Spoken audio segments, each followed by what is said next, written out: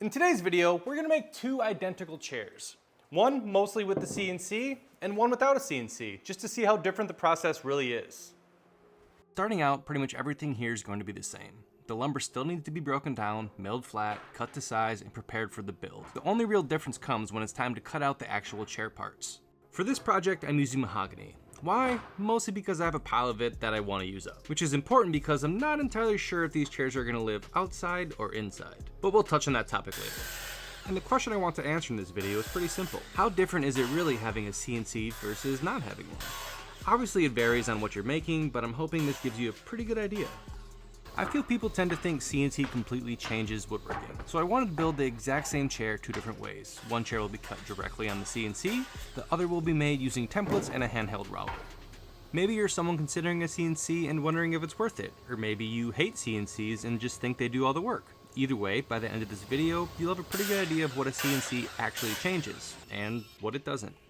And this should be about all the lumber we'll need for these two lounge chairs. So now let's break the lumber down even further. I'll need some thicker pieces for some of the cross supports, and I don't have any mahogany naturally that thick, so I'm essentially going to make a couple edge grain cutting boards to gain the thickness I need. And I simply couldn't resist. Bonus points if you name that song in the comments. And I actually enjoy this part of woodworking. Taking a rough board and slowly turning it into something usable is pretty satisfying. It's not the flashiest part of the build, and it definitely doesn't make for the most exciting footage, but it's the foundation of every project. Every board has to go through this process before it can become anything worth building. No matter what tools you own, this part is pretty hard to skip. And here's exactly what I'm talking about. What was once semi-rough lumber sitting in my shop for the last few years is going to be turned into something pretty cool. Just look at this beautiful mahogany shimmer. And just like that, all of our lumber is milled, prepped, and ready to go. Up until now, both chairs have followed the same exact process.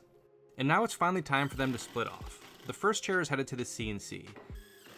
And since watching the CNC go in circles for the next few minutes isn't exactly all that exciting, let's talk about everything that had to happen before I could even press start. For both chairs, we need a design, which for me starts with a sketch and some ideas. Then I transfer that into a digital design in Shaper 3D. There's lots of different softwares out there. I just prefer Shaper because I can use it on my iPad. And this process can take me anywhere from 30 minutes to a few hours, usually while I'm just sitting on the couch watching TV. I then transfer a flat design of that into Adobe Illustrator, where I can make usable vectors, which will be needed for both chairs. One will use the same vectors to make the templates, the other will cut them directly. Once I have those vectors, I can take that design and stick it into Vectric. This is the CNC software I use. I have to place all the vectors and tell the machine how I want them cut. How deep the pockets need to be, how thick all the pieces are, what bits to use, and how fast to use those bits. There's a lot of variables here, and this part can take a bit of time, but once you have it all set, and I confirm that it all works, it's pretty much rinse and repeat at that point. And as you can see, you need vectors for the machine to know what to cut. You also need a pretty good idea of how to design, and how furniture works and fits together to make all this happen. You can also buy files from someone like me, which definitely saves you a lot of time. So for me, I've been doing this a while, so it's, I guess you could say, easy for me, as I've done this a ton of times, but it still takes time. And that begs the question, did I save time if I consider all the CNC prep work? Where the real time saving comes in is making multiple chairs, but just for one or two chairs, I don't feel like I'm really saving a ton of time. And I really dropped the ball here not timing all of this. To really track the difference, I was just too far along into the process before that idea really popped in my head. And as you can see, those pieces come off the CNC and they still need to get some love. I still have to cut away all the excess wood and remove the tabs I added to hold the pieces in place. So if I didn't have a CNC, I would still use templates. You can either buy them from someone else, have a friend cut them, or you could simply print them yourself if you have the design. So we're gonna go ahead and turn these printed pages into templates. And this part's pretty straightforward. I took the same files that I imported into the CNC software and printed them out on standard printer paper to 100% scale. Then just simply transferred that design to a piece of MDF so that we can use a flush trim router bit to cut the exact shape. Cut on the black line to remove all the excess, and then just take them over to the sander and just smooth them out a little bit. And just like that, we have some templates. And to speed this process up a little bit, I just cut the rest on the CNC, but a laser would also work too. Then take that template, a little bit of double-sided tape, and it sticks right to the piece of wood you're cutting. And templates are nothing new. Production woodworkers have been using these things for decades. because they make parts consistent and repeatable. The CNC really isn't changing that idea, it's just changing how the template is used. If you're starting from scratch, I'd probably argue that learning a CNC is the harder path. Before you ever even cut a board, you have to learn design software, tool paths, machine setup, work holding, feeds and speeds, and everything else that comes with running a machine. Once you've learned those skills though, it can definitely become faster. And that's why the do it by hand comments always make me laugh a little. The CNC only cuts the parts. If I didn't have one, I'd still be using a template and a handheld router for something like this. Both methods take skill, they're just different kind of skills. And if I'm using a template, router table, and a flush trim router bit, you can kind of use the same argument. Am I really doing this by hand? When we bought our first CNC, it wasn't really to replace woodworking, it was mostly for customization. My wife was cutting stencils on our Cricut and painting names by hand. The CNC let us do the same work, faster, more accurately, and with a lot more flexibility. Over time, it just became another production tool in the shop. That being said, I don't think everyone needs a CNC. If you're building one-off projects or just getting into woodworking, I'd spend that money on basic machines first. In fact, there's still plenty of times when it's quicker for me to just walk over to the bandsaw or the router table than make a file and set up the CNC. Like every other tool in the shop, it's good at some things and unnecessary for others. Now we're finally getting to the point where the two chairs are coming full circle and the work between the two becomes identical again. And remember that wonky warp board from the beginning? Well, I got it flat, but the next day after breaking it down into smaller pieces, it pretty much gone back to its original shape. And that's just wood being wood. So I dug through my scrap pile and cut a few new pieces, as it would have looked pretty strange if one or two of the back slats were noticeably bowed. In one of my previous videos, I experimented with these CNC mortise and tenon joints while building a pet feeder, and this is my first time scaling up that same idea for something like these chairs. Since the CNC uses round bits, or even handheld routers, it can't cut a perfect inside square, and instead of squaring up every mortise by hand, I simply round over the edges of each tenon to match the shape the CNC naturally cuts. It only takes a few minutes, and after a little bit, or a lot, of sanding and fitting, everything comes together nice and snug. Followed by more and more sanding. If only a CNC could handle this task. Then the only thing the CNC can't really do is join the end pieces, and that's where the domino comes in. But you could also easily do this with dowels or other joinery methods. But the domino is just quick and easy, and I own one.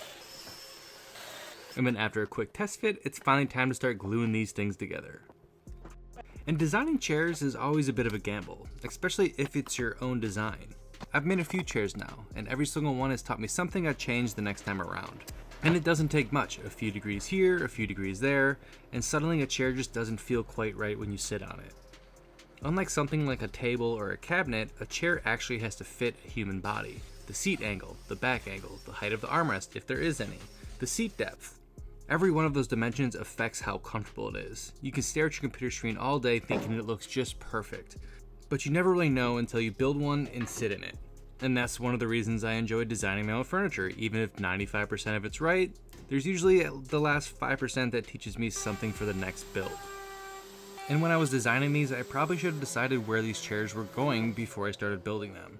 My original plan was to keep them inside, but as I got further into the project, Jess looked at the digital design and said, those would look really nice outside.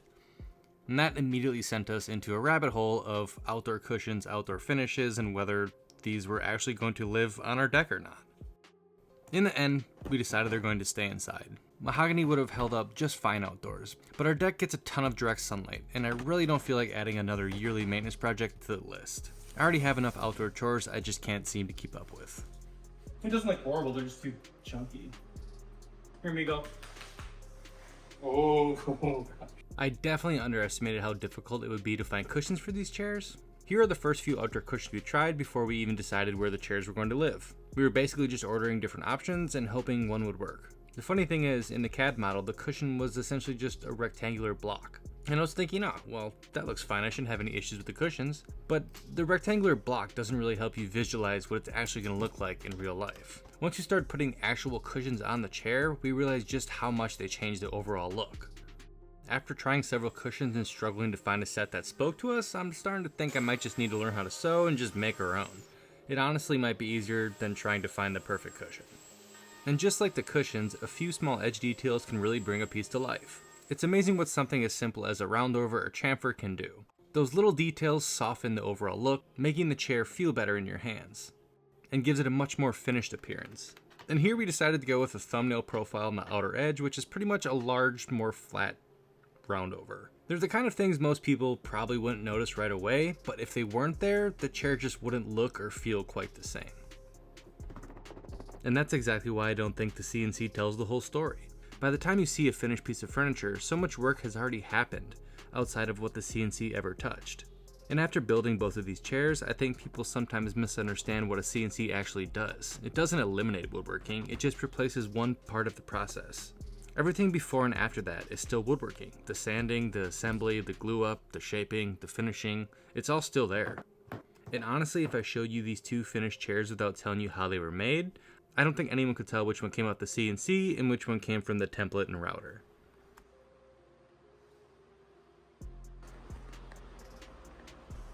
I like to try random finishes, and today we're using teak oil with a matte finish. The reality is, there's a lot of ways to make the same thing.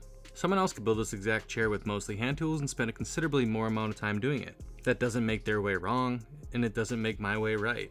For me, woodworking has always had a purpose. I run a business, and businesses have to make money. My goal is usually to make the highest quality product I can make in the shortest amount of time possible, and that's why I use the tools I use. But it does raise an interesting question. If a CNC cuts the parts, but I still have to sand them, shape them, assemble them, and finish them, is this chair still handmade? Same goes for the router and templates. Is it still handmade? Where do you draw the line? Lines are meant to be moved and challenged. I don't think there's a right answer or wrong answer. I think there's just a lot of opinions.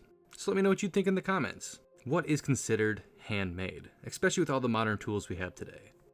And here are the finished chairs. I'm very happy with how they turned out. Honestly, I don't think you could tell which one's which. I can tell just because I made them, but the details are very minuscule. And I still have no idea what cushions to do. Originally, we kind of liked this one, but then we ordered these darker colored ones, and I think these actually look really good too. And then do I just rock one cushion? Do I do two cushions?